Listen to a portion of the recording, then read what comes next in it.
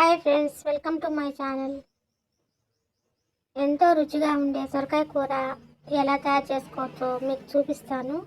చూడండి, చపాతీల్లోకి, రైస్లోకి అన్నిట్లోకి చాలా చాలా టేస్ట్గా ఉంటుంది.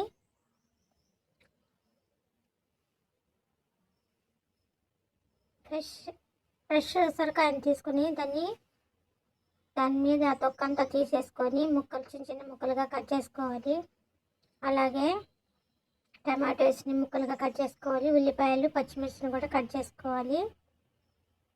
ఈ విధంగా కట్ చేసుకోవాలి. చూడండి, ఇప్పుడు సొరకాయని కూడా చిన్న చిన్న ముక్కలుగా బాగా కట్ చేసుకోవాలి. ఇప్పుడు స్టవ్ వెలిగించి బాండి పెట్టి ఆయిల్ వేయాలి. ఆయిల్ వేసుకున్నాక తాలింపు సరుకులు వేసి బాగా వేయించుకోవాలి.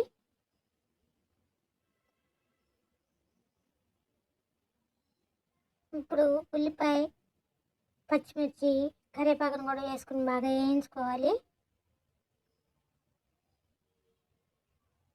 ఇవన్నీ ద్వారగా వేగిన తర్వాత టమాటా ముక్కలను కూడా వేసుకుని 2 మినిట్స్ వేయించుకోవాలి.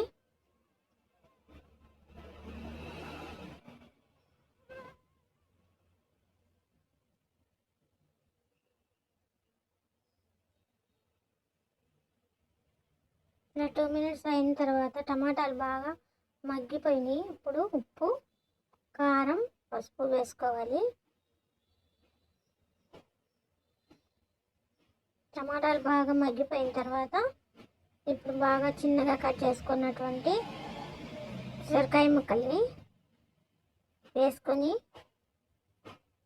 1 గ్లాస్ వాటర్ వేసి బాగా ఉడికించుకోవాలి.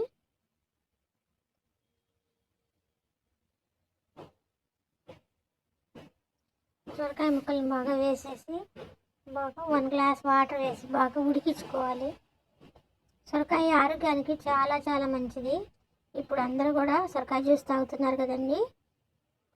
దానికి ఇలా కూడా ఆహారాలు తీసుకుంటే చాలా చాలా మంచిది. కర్రీ రూపంలో తీసుకుంటే ఇంకా మంచిది ఆరోగ్యానికి. చూడండి, ఇలా బాగా ఉడికించాలి.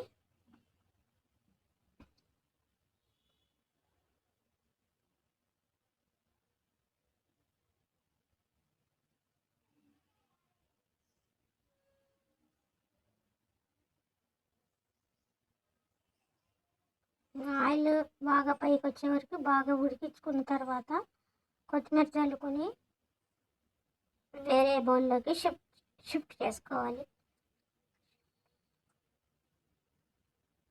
అంతేనండి, ఎంతో రుచిగా ఉండే అనపకాయ కూర రెడీ అయిపోయింది. మీరు కూడా ఇలా చేసుకుని టేస్ట్ చూసి కామెంట్స్లో చెప్పండి. Please subscribe my channel.